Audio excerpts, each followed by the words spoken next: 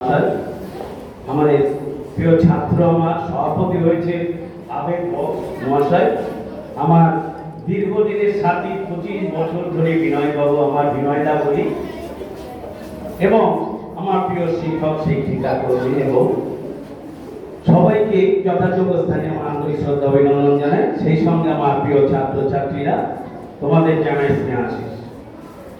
আমি এক সময় দীর্ঘদিন ধরে এই বিদায় অনুষ্ঠান পরিচালনা করেছি।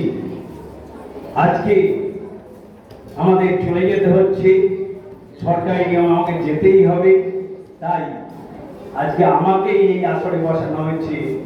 আপনি অবসর নিচ্ছেন, আপনি কিছু বলুন, তাই আমাকে কিছু বলতেই হয়। তাই তোমাদের একটু বলি, এটা সবার জীবনেই আসবে, শুধু আমার নয়। এরপরেই আমাদের আসছেন আমাদের বিদ্যালয়ের প্রধান শিক্ষক মহাশয় মশরুর বাবু, প্রবাল বাবু, তেনারা আসছে। সরকারি নিয়ম অনুযায়ী আমরা চলে যাব। আমার সম্পর্কে আমি দেখলাম এত কথা বলা হয়েছে, আমি জানি না ওর যোগ্য আমি কিনা। এটা ঠিক, আমি খেলার মাঠ ছাড়া ছোটবেলা থেকে কিছু জানি না। আমার যেখানে বাড়ি শান্তিপুর, একই সাথে 3টে প্লেগ্রাউন্ড ছিল।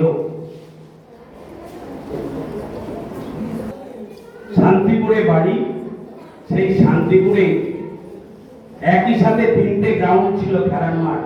সেইখানেই আমি প্রতিদিন স্কুল থেকে আসার পর মাঠে গিয়ে দোকানে খেলা করতাম। প্রচুর দৌড়েছি লাইফে, ফুটবল খেলা তো আমার তারপরে হতো। এত বেশি দৌড়েছি যে ভাবা যায় না। আমি ভাবতাম আমি কোনোদিন খেলোয়াড় হতে পারবো তো। আমার এটা কিন্তু স্বপ্ন ছিল ছোটবেলা থেকে।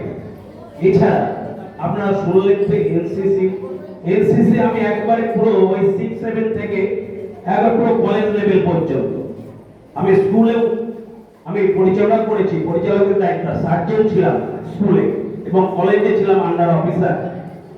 তারপরে আমি এই বিদ্যালয়ে 1988 সালে যখন যোগদান করি, তখন আমি হেডমাস্টার ছিলেন জন্মজয় জানাই মহাশয়।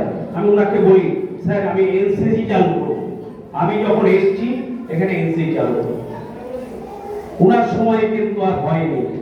উনি চলে গেছেন, মৃণালবাবু চলে গেছেন, বিজনবাবু চলে গেছে, আমাদের হেডমাস্টার মহাশয় এলেন। তখন বললেন আপনি চেষ্টা করে যান, হয়ে যাবে।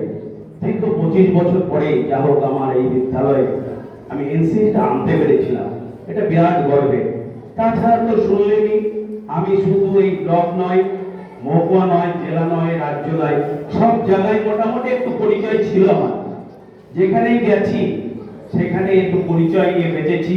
এবং আমাদের বিদ্যালয়ে খুবই সৌভাগ্য যে 10 জন ছাত্রকে নিয়ে আমি বিশ্বকাপ দেখাতে যেতে পেরেছি। আন্ডার-17 ওয়ার্ল্ড কাপ, যেটা সল্ট লেক হয়েছিল, এবং প্রচুর সম্মান জানিয়েছে আমাকে।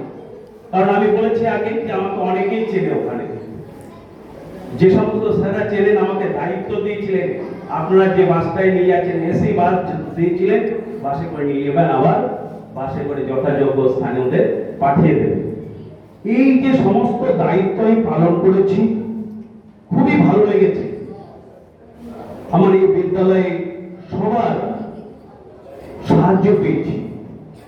যে কোনো খেলাধুলায় যে সমস্ত মাস্টারমশাইকে ডেকেছি, যে সমস্ত শিক্ষাকর্মীকে ডেকেছি, সবাই এক বাক্যে হ্যাঁ হ্যাঁ ঠিক আছে আমি করে দিচ্ছি। এই যে জিনিসটা, এই জিনিসটা আমার বিরাট বড় প্রাপ্তি।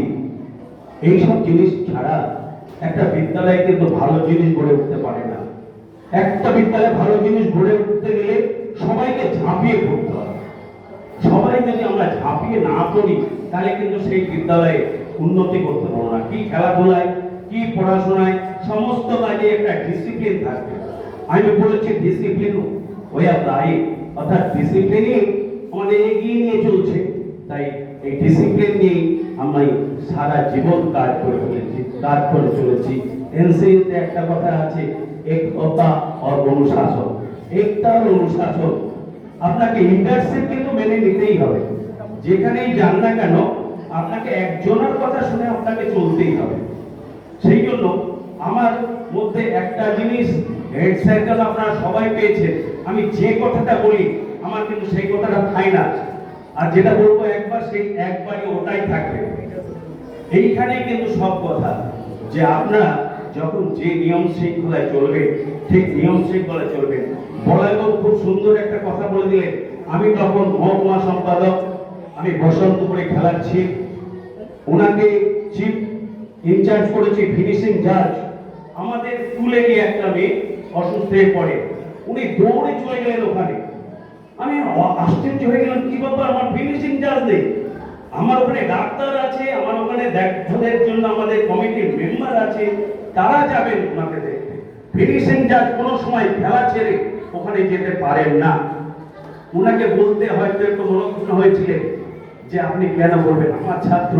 আমি এখানে আপনার ছাত্র একজন নয়, আপনি মহকুমার সমস্ত ছেলেমেয়েরা আপনার ছাত্রছাত্রী, সেই জন্য আপনি একজনকে নিয়ে বিচার করবেন না, আপনি কিন্তু মহকুমার ফিনিশিং জাজ রানিং ইভেন্ট। সেই জন্য উনি বুঝে গেছেন যে কিভাবে কি পরিচালনা করতে হয়। পরিচালনা নিয়মটা এইটাই যে আপনি যে কথাটা বলবেন সেই কথা আপনাকে মেনে চলতে হবে। হ্যাঁ, যেখানে আপনাকে যে দায়িত্ব দিয়েছি সেই দায়িত্ব সহকারে পালন করতে হবে। সেই জন্য যে কোনো কাজই আপনারা করবেন না কেন আপনার কথাটাই শেষ কথা হবে। হ্যাঁ, ভুল ভ্রান্তি হলে নিশ্চয়ই পরে আলোচনা হবে। আপনি দেখেছেন ক্রিকেট মাঠে যখন আম্পায়ার হাত তুলে দিয়েছে আপনাকে বাইরে বেরিয়ে যেতে হবে, পরে তো অনেক পরে আমরা ইলেকট্রনিক্স মাধ্যম এলো, তখন আমরা বুঝতে পারলাম যে কিছু কিছু ক্ষেত্রে ইলেকট্রনিক্স মাধ্যম দরকার। এখানে চাকরি করলাম, খুবই ভালো লাগলো। এলাকায় আমরা এই যে আমাদের প্লাটিনাম জুবিলি অনুষ্ঠান হলো, তার মধ্যে ব্লকের সমস্ত স্কুলকে ডেকেছিলাম, কিন্তু চ্যাম্পিয়ন হয়েছে আমার বড়াইবাবু, চ্যাম্পিয়ন হয়েছে আমাদের স্কুল 1 নম্বর স্থান। আবার গড়হরিপুরে 8টা স্কুলে খেলা হয়েছিল, সেখানেও কিন্তু আমরা চ্যাম্পিয়ন। এক্ষেত্রে তোমরা একটু হাততালি দাও, আমরা একটু হাততালি জানতে চাই। আমাদের স্কুল কিন্তু চ্যাম্পিয়ন, আমাদের স্কুল অনেক পুরস্কার নিয়েছে মেয়েদের খোখোতে। হ্যাঁ, আমার বিনয়দা সব সময় আমাকে এগিয়ে নিয়ে যেতেন, আর বিনয়দা কান্ডারি কিন্তু আমি বললাম আমার প্রিয় সাথী বিনয় বাবু। হ্যাঁ, নাটকে খেলাধুলা কি একবার তো খেলা হবেই না, আমি অনুমতি দেব না। যাই হোক, তারপর আমি বললাম বিনয়দা আপনাকে কিন্তু খেলাতে হবে, আমি কিন্তু খেলাতে পারবো না, আমার অত সাহস নেই, হেডসেটের উপরে আমি গান করে